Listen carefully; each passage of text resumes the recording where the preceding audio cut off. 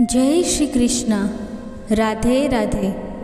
મારી યુટ્યુબ ચેનલમાં તમારું હાર્દિક સ્વાગત છે. મિત્રો, માં દુર્ગા બધા ઋષિઓને કહે છે, હે ભક્તો, જે કોઈ મારી આ કથા ધ્યાનથી સાંભળશે, હું તેના બધા દુઃખોને નષ્ટ કરીશ. જે કોઈ આ કથાનો પ્રચાર કરશે, તેના કરોડો પાપોનો નાશ થશે અને તેને સુખ અને સમૃદ્ધિ મળશે.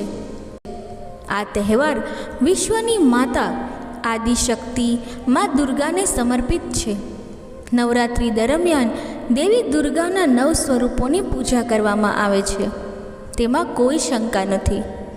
મિત્રો, દેવી ભાગવત પુરાણમાં નવરાત્રિ સાથે સંકળાયેલ મહાન વ્રત કથાનું વર્ણન કરવામાં આવ્યું છે. જે પણ આ કથાને એકવાર ધ્યાનથી સાંભળે છે, તેના કરોડો પાપ નાશ પામે છે. માતા રાણીની કૃપાથી તેને સંપત્તિ, અનાજ, પુત્રની પ્રાપ્તિ અને સમૃદ્ધિ મળે છે. એટલા માટે દરેક બુદ્ધિશાળી માણસે નવરાત્રિની આ કથા ધ્યાનથી સાંભળવી જોઈએ. જે પણ આ કથા સાંભળે છે, તેનું વર્ણન કરે છે અને તેનો પ્રચાર કરે છે, તે ક્યારેય અધોગતિ પામતા નથી.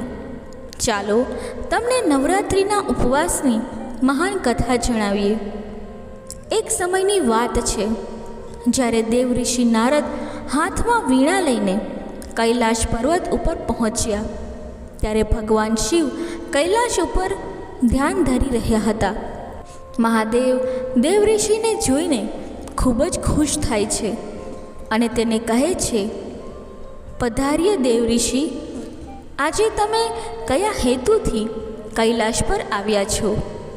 દેવ ઋષિ કહે છે, હે ભગવાન, હું તમારી પાસે નવરાત્રિના ઉપવાસની મહાનતા સાંભળવા માટે આવ્યો છું. આ ઉપવાસનું ફળ શું છે? આ ઉપવાસની પદ્ધતિ શું છે? અને આ ઉપવાસના નિયમો શું છે? મહેરબાની કરીને મને આ બધી બાબતોનું જ્ઞાન આપો. મહાદેવ કહે છે, હે દેવ ઋષિ, તમે આજે એક ખૂબ જ મહત્ત્વનો પ્રશ્ન પૂછ્યો છે. તમારા માધ્યમથી આખું વિશ્વ આ ઉપવાસનું મહત્ત્વ જાણશે. તેથી ધ્યાનથી સાંભળો. આજે હું તમને આ ઉપવાસનું મહત્ત્વ અને આ ઉપવાસ કરવાની પદ્ધતિ અને નિયમો પણ જણાવી રહ્યો છું. પરંતુ તે પહેલાં ચાલો હું તમને નવરાત્રિના ઉપવાસની એક મહાન કથા કહું છું. જે પણ આ કથા સાંભળે છે, તેના બધા પાપો નાશ પામે છે. તેની ગરીબી પણ નાશ પામે છે. તેથી જ તમે આ કથાને ધ્યાનથી સાંભળો અને પૂરા દિલથી તેનો પ્રચાર કરો. દેવ ઋષિ કહે છે, ભગવાન, કૃપા કરીને મને તે કથા કહો. હું તેને ધ્યાનથી સાંભળીશ અને તેનો પ્રચાર પણ કરીશ. પછી ભગવાન શિવ દેવ ઋષિ નારદને કથા કહેવાનું શરૂ કરે છે. દેવ ઋષિ, એ ભૂતકાળની વાત છે. કૌશલ નામના દેશમાં સુશીલ નામનો એક વેશ્ય હતો. તે ખૂબ જ ગરીબ હતો અને ખૂબ જ મોટા પરિવાર સાથે રહેતો હતો. તે વેશ્યને ઘણા બાળકો હતા, જે કોઈ કામ કરતા ન હતા અને પૈસાની અછતને કારણે હંમેશા દુઃખી રહેતા હતા. તેમની પાસે કામ કરવા માટે ઉદ્યોગ નહોતો. રાત્રે જે પણ ભોજન ઉપલબ્ધ હોય, તે વેશ્ય પોતાના બાળકોને ખવડાવતો અને જે પણ બચી જતું તે પોતે ખાતો હતો. આખો પરિવાર આખો દિવસ ભૂખ્યો રહેતો અને રાત્રે થોડો જ ખોરાક ખાવા મળતો હતો. આમ વેશ્ય પોતે ભૂખ્યા રહીને આખો દિવસ કામ કરીને પોતાના પરિવારનું ભરણ પોષણ કરતો હતો. તે સ્વભાવથી ખૂબ જ શુદ્ધ અને સૌમ્ય, એક પવિત્ર માણસ, સત્યવાદી અને ધીરજવાન હતો. તે દરરોજ દેવતાઓ અને પિતૃઓની પૂજા કરતો હતો. તે તેના દરવાજા પર આવતા મહેમાનોની સેવા કરતો હતો અને દરેકને ખવડાવ્યા પછી જે બાકી રહેતું તેમાંથી તે પોતાનું ગુજરાન ચલાવતો હતો. થોડા સમય પછી એક વિદ્વાન બ્રાહ્મણ સુશીલના ઘરે આવ્યો. બ્રાહ્મણે કહ્યું, હે પુત્ર, તમારી આસપાસમાં એવી ચર્ચા છે કે તમે એક મહાન પરોપકારી છો. તમે મહેમાનોનું પ્રેમથી સ્વાગત કરો છો. તેથી જ હું તમારી પાસે આવ્યો છું. મહેરબાની કરીને અચકાશો નહીં અને તમને જે પણ શંકા હોય તે પૂછો.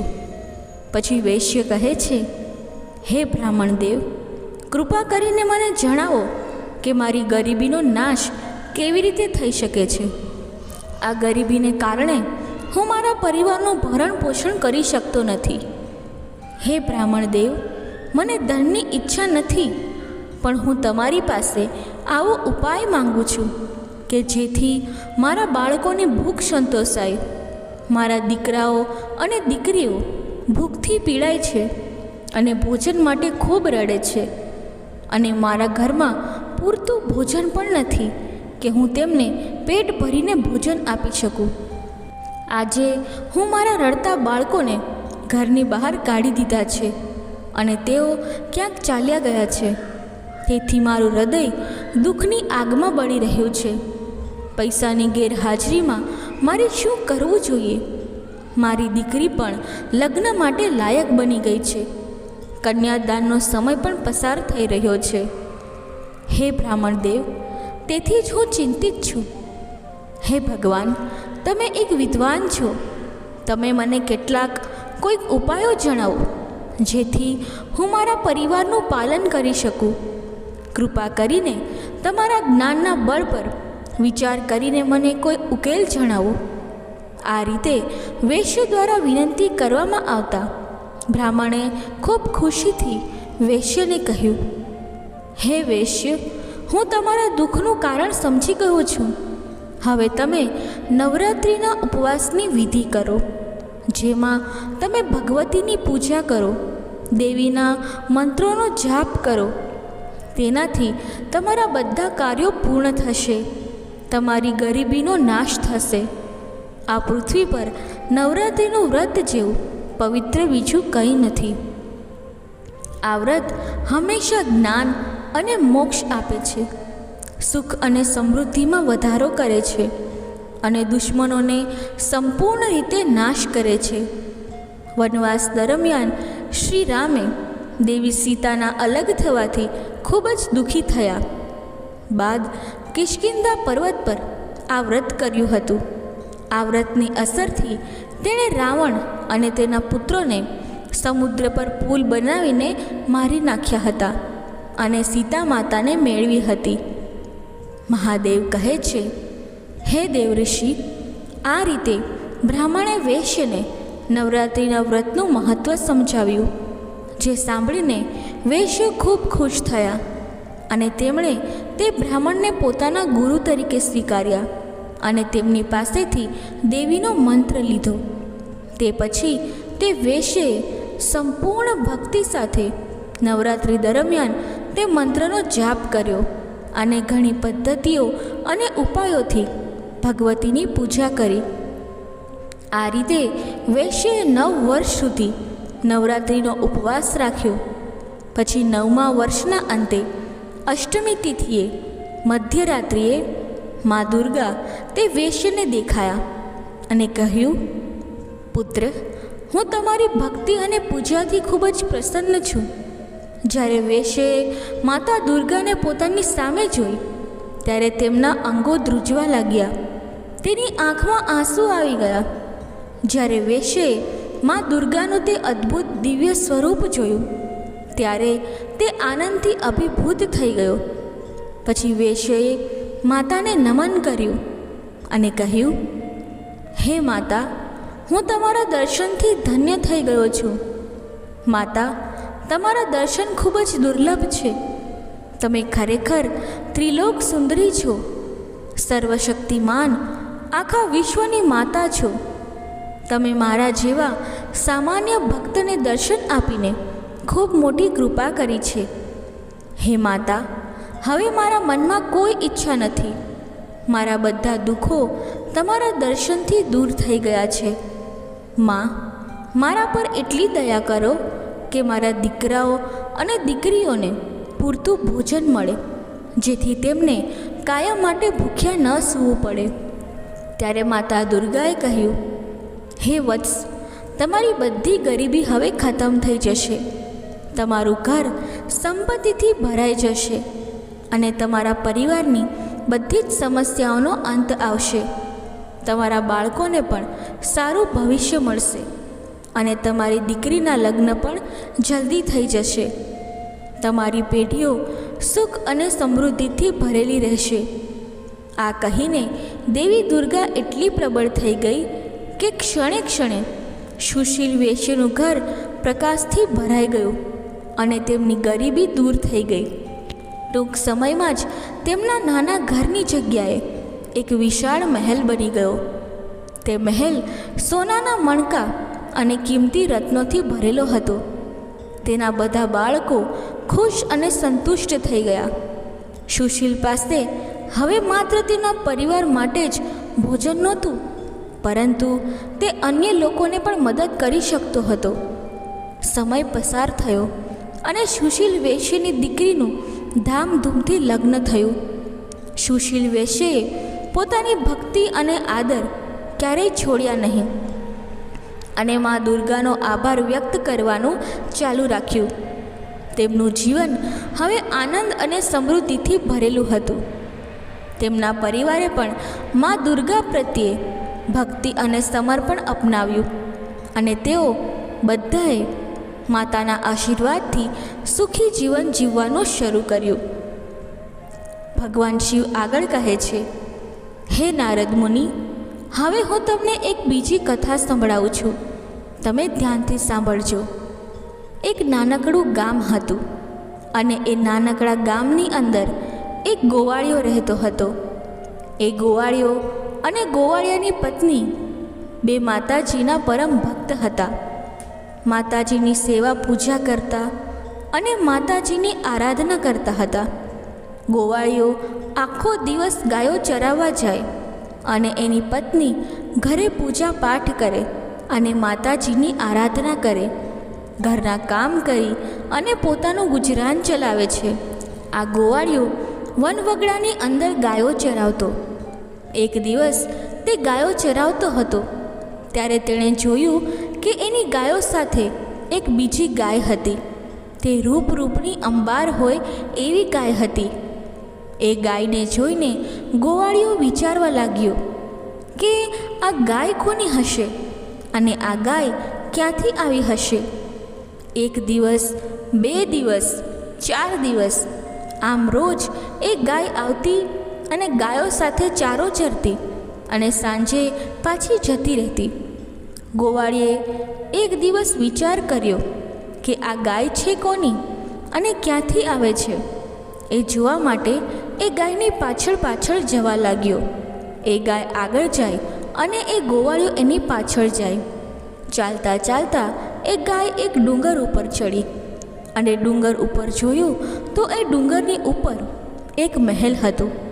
આ મહેલની અંદર આ ગાય વળી. પછી ગોવાળિયો જુએ છે કે ત્યાં તો એક ડોશીમાં સોનાના હિંડોળા ઉપર હિંચકા ખાતા હતા. એ વૃદ્ધ ડોશીમાને જોઈને ગોવાળિયો તેમના પગે લાગ્યો અને કહ્યું, પ્રણામ માતાજી. ત્યારે વૃદ્ધ ડોશીમાં બોલ્યા, બોલ બેટા, તમે અહીં કેમ આવ્યા?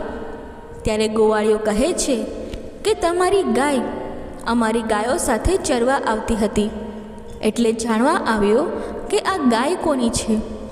ગોવાળિયાને મનમાં એમ થયું કે જો આ ડોશીમાં ગાયને ચરાવવાનું ચરામણ આપે તો અહીંથી ચરામણ પણ સારું મળશે, કારણ કે આ ડોશીમાને તો સોનાનો હિંડોળો છે, તો એ મને કેટલું બધું આપી દેશે.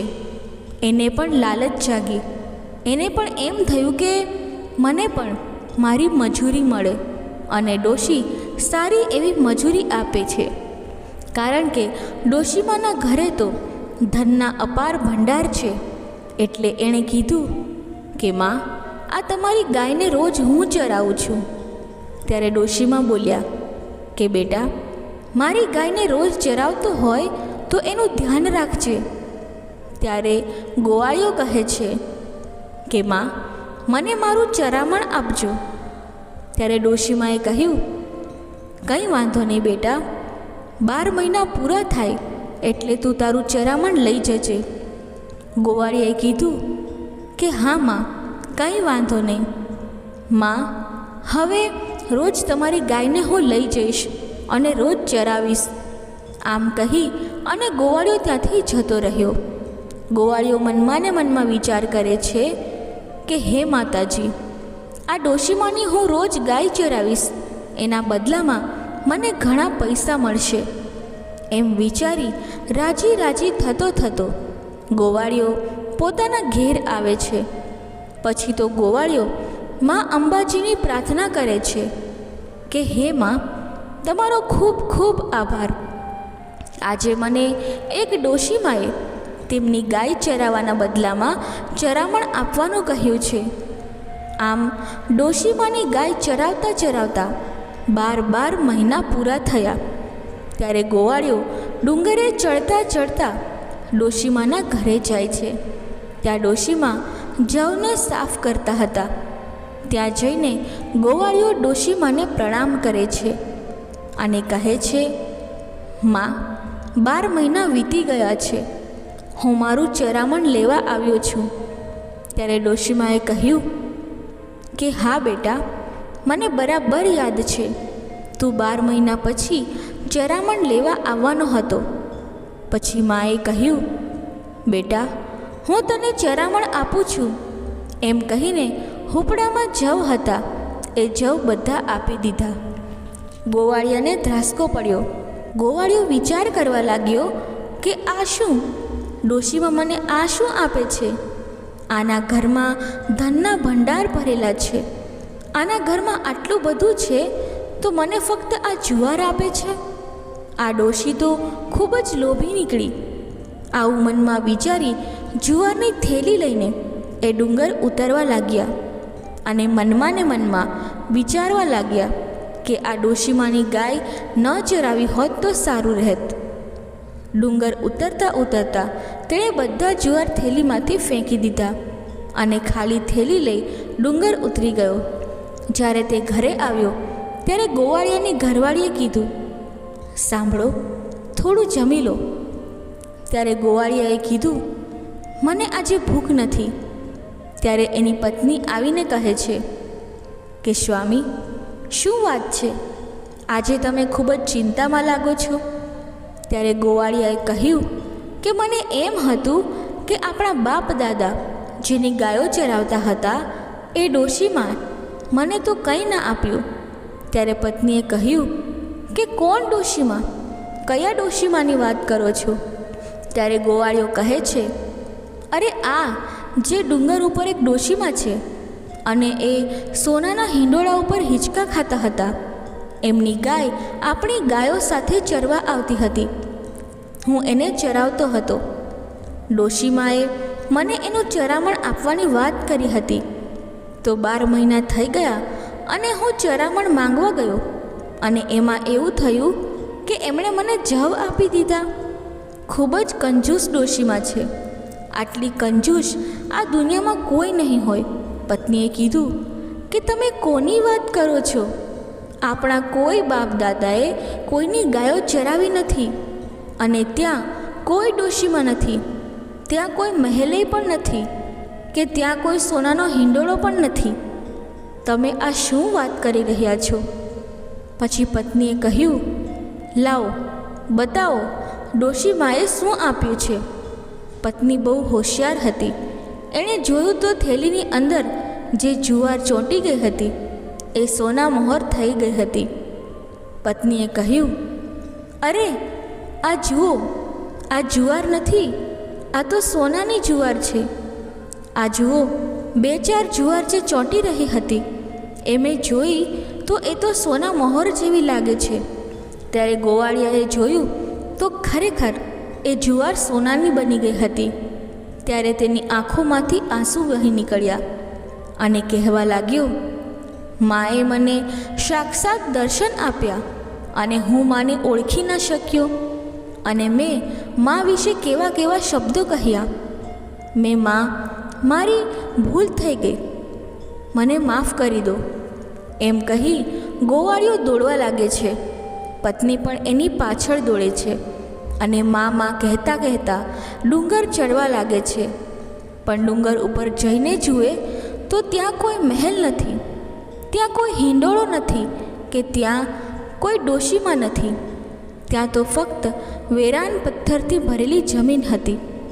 ગોવાળિયાએ માતાજીને પ્રાર્થના કરવા લાગ્યો, હે માં, મારી ભૂલ થઈ ગઈ, મને માફ કરો. હવે તમે દર્શન નહીં આપો તો હું અન્ન પાણીનો ત્યાગ કરી દઈશ. માતાજીને પણ એમ થયું કે મારો ભક્ત આજે મને ખરા હૃદયથી બોલાવી રહ્યો છે. મિત્રો, કોઈ પણ વસ્તુ તમે યાદ રાખજો કે ખરા હૃદયથી તમે કોઈ પણ દિવ્ય શક્તિને યાદ કરો છો અને એ દિવ્ય શક્તિ 24 કલાકની અંદર તમારા ઘરે આવી જાય. તમે જો હૃદયથી એક વખત માનું નામ લેશો, સાહેબ, તમને એમ અહેસાસ થઈ જશે કે ના, આ દુનિયામાં કોઈ તો દિવ્ય શક્તિ છે જે ગમે તે રીતે, અલૌકિક રીતે તમારું કામ કરી નાખે છે. ગોવાળિયાની હૃદયની ભાવના જોઈ માં અંબાજી પોતે સાક્ષાત સિંહ સવારીમાં પ્રગટ થયા. માતાજીને જોઈને આ બંને દંપતી સાષ્ટાંગ પ્રણામ કરે છે અને કહે છે, હે માં, અમારી ભૂલ થઈ ગઈ, અમને માફ કરી દો. અમને કંઈ ખબર ન પડી અને અમારી ભૂલ થઈ ગઈ માં, અમને માફ કરી દો. માં કહે છે કે બેટા, હું તારી ભક્તિથી પ્રસન્ન છું. હે દીકરા, તને શું જોઈએ છે? ત્યારે ગોવાળિયો અને એની પત્ની એટલું જ માંગે છે કે માં, અમારે હવે કંઈ જોઈતું નથી, અમને જન્મો જન્મની તમારી ભક્તિ આપજો. પછી માતાજીએ તથાસ્તુ કહી અને માં અંતર ધ્યાન થઈ ગયા. આ પતિ પત્ની માની જય બોલાવતા ધીરે ધીરે આનંદમાં ઉતરતા ઉતરતા ઘરે જાય છે અને માતાજીની ભક્તિ કરે છે અને માતાજીનો પાઠ કરે છે, માતાજીનું સ્મરણ. અને એમ કહેવાય છે કે અંતે પતિ પત્ની વૈકુંઠને પ્રાપ્ત કરે છે.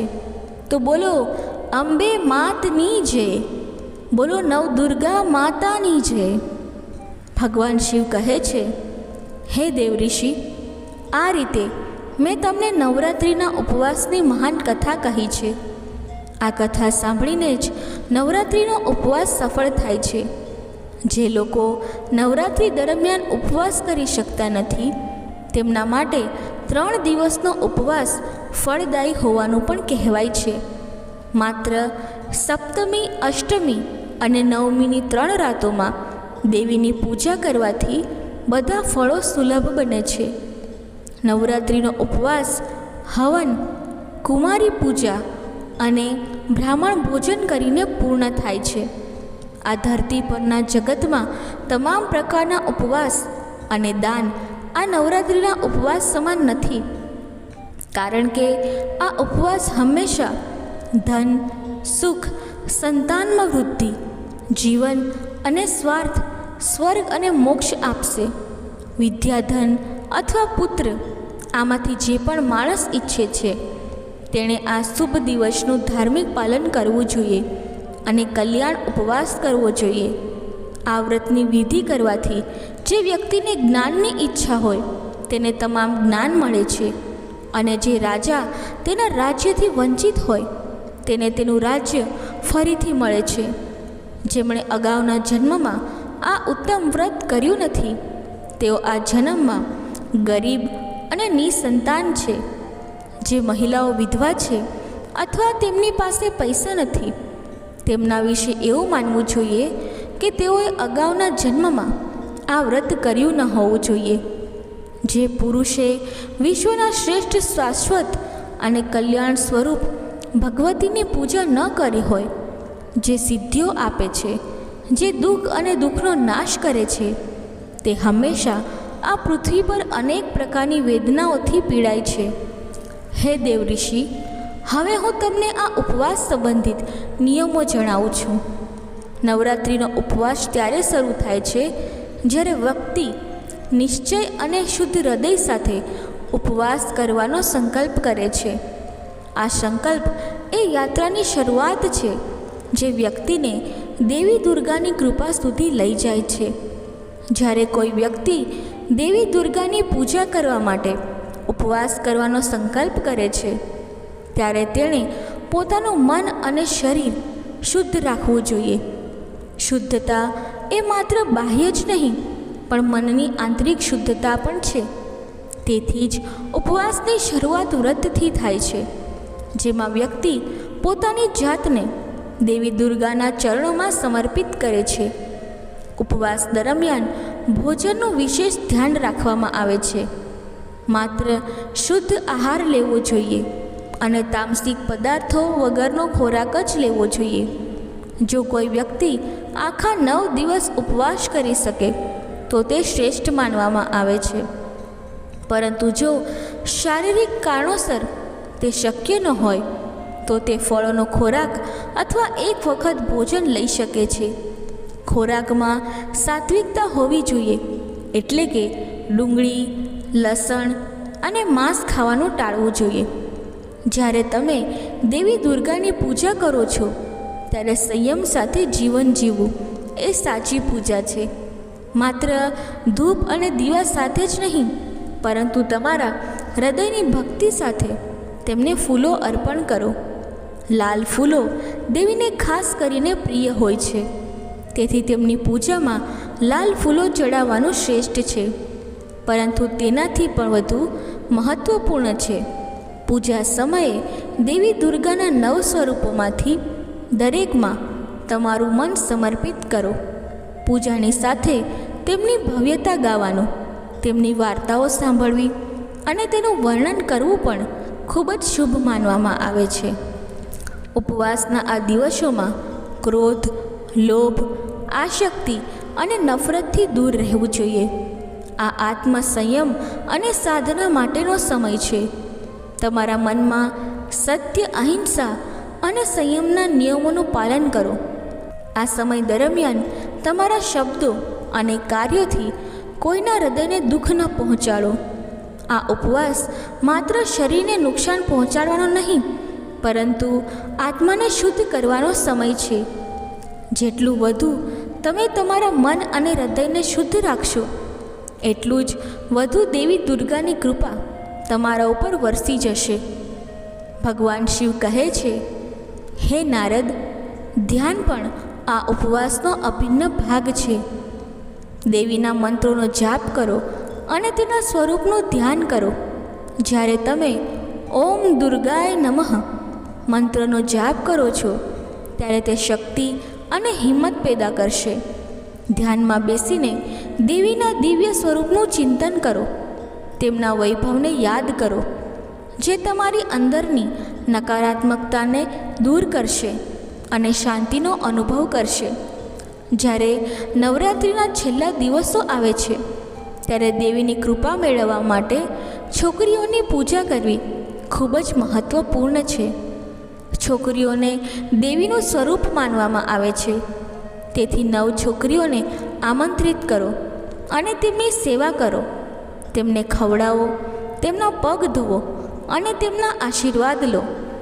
આ પૂજા તમારી સાધનાને પૂર્ણતા તરફ દોરી જશે. અને હા, આ ઉપવાસ દરમિયાન તામસિક આહારથી દૂર રહેવું જોઈએ. માંસ, દારૂ અને તામસી વસ્ત્રોથી અંતર રાખવું જોઈએ. ખૂબ જ સાત્વિક જીવન જીવવું જોઈએ, જેથી તેની સાધનામાં કોઈ અવરોધ ન આવે. આ 9 દિવસ માત્ર તપસ્યાના દિવસો નથી, તે આધ્યાત્મિક જાગૃતિના દિવસો છે. ભગવાન શિવે નારદને નવરાત્રિના ઉપવાસનું મહત્ત્વ સમજાવ્યું અને કહ્યું કે આ ઉપવાસ માત્ર સાંસારિક ઈચ્છાઓની પરિપૂર્ણતા માટે જ નથી, પરંતુ આત્માના ઉત્થાન માટે છે. જે આ ઉપવાસને આદર અને ભક્તિ સાથે કરે છે, દેવી દુર્ગાની કૃપાથી તે તમામ પીડાઓથી મુક્ત થાય છે અને તેની બધી ઈચ્છાઓ પૂર્ણ થાય છે.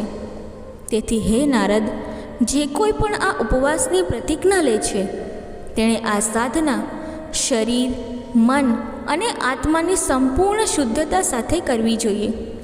સાથીઓ, નવરાત્રિ દરમિયાન માતાની પૂજા કરતી વખતે જો તમને લાગે કે માતાની મૂર્તિ તમારી તરફ સ્મિત કરી રહી છે અથવા માતા દુર્ગા હોઠ હલાવી રહ્યા છે, જો તમને અચાનક લાગે કે માતા દુર્ગા તમારી તરફ જોઈ રહી છે, તો તે ખૂબ જ શુભ સંકેત છે. જો તમે તમારા માથાને માતાના ચરણોમાં મૂકશો અને અચાનક તમારા પર એક ફૂલ પડશે, તો તે એક નિશાની છે કે માતા તમારી ભક્તિથી ખૂબ ખુશ છે. સાથીઓ, નવરાત્રિમાં જો કોઈ લાલ કપડાં પહેરેલી છોકરી તમારા ઘરે આવે અને તમારું મન તે છોકરીને જોઈને ખૂબ જ ખુશ થાય, તો તે ખૂબ જ શુભ સંકેત છે. તમારે તે છોકરીને કંઈક ભેટ આપવી જોઈએ. તે મા દુર્ગા છે જે તમને તે છોકરીના રૂપમાં સંકેત આપી રહી છે. અને જો તમે તમારા સપનામાં નવરાત્રિ દરમિયાન કોઈ એવી છોકરી જોશો જે તમારી તરફ વારંવાર સ્મિત કરી રહી છે, તો તમારે સમજવું જોઈએ કે મા તમારી ભક્તિથી ખૂબ ખુશ છે અને હવે તમારા જીવનમાંથી ખરાબ સમય સમાપ્ત થવાનો છે. ત્રીજું ચિહ્ન, જો તમે સપનામાં માતાના પદ ચિહ્નો જોશો અને તમે તેમના પદ ચિહ્નોને અનુસરીને આગળ જઈ રહ્યા છો, પરંતુ તમને માતા દુર્ગા ક્યાંય દેખાતી નથી, જો તમે સ્વપ્નમાં તમારી માતાને શોધવા માટે અહીં ત્યાં દોડી રહ્યા છો, તો પણ આ એક શુભ સંકેત છે. જો તમે પણ આવું જ સપનું જોશો તો તમારા દુઃખનો અંત આવી જશે. ઘરમાં જો કોઈ બીમાર હશે તો તે પણ સંપૂર્ણ રીતે સ્વસ્થ થઈ જશે. ચોથી નિશાની મિત્રો, જો તમે મા દુર્ગાની આરતી અથવા આરાધના કરી રહ્યા છો અને તમે માતાની ભક્તિમાં સંપૂર્ણ રીતે ડૂબી ગયા છો અને અચાનક તમારી આંખોમાંથી આંસુ આવવા લાગે છે, તો તમારા મનમાં એક વિચિત્ર લાગણી આવે છે જે તમે સમજી શકતા નથી, તો આ માતાની નિશાની છે. માતા તમારા હૃદયમાં પ્રવેશી ગઈ છે અને હવે તમારી દરેક ઈચ્છા અવશ્ય પૂર્ણ થશે. પાંચમી નિશાની, જો નવરાત્રિ દરમિયાન તમારી પાસે મા દુર્ગાની પ્રિય વસ્તુઓ વારંવાર તમારી પાસે આવે છે, જેમ કે માતાની શૃંગારની વસ્તુઓ, માતાના લાલ ફૂલો, માતાની લાલ ચુનરી વગેરે, તો તેને શુભ સંકેત માનવામાં આવે છે. તો દોસ્તો, આવી રીતે ભગવાન શિવે દેવઋષિ નારદને નવરાત્રિનું મહાત્મય કીધું. મિત્રો, આ કથા બોલતી વખતે જો મારાથી કોઈ ભૂલ થઈ હોય તો હું ક્ષમા માગું છું અને આશા રાખું છું કે આ કથા તમને પસંદ આવી હશે. જો આ કથા તમને પસંદ આવી હોય તો વિડીયોને લાઈક કરી ચેનલને સબસ્ક્રાઈબ જરૂરથી કરજો અને કમેન્ટ બોક્સમાં જય અંબેમાં જરૂરથી લખજો. ધન્યવાદ. જય શ્રી કૃષ્ણ. રાધે રાધે.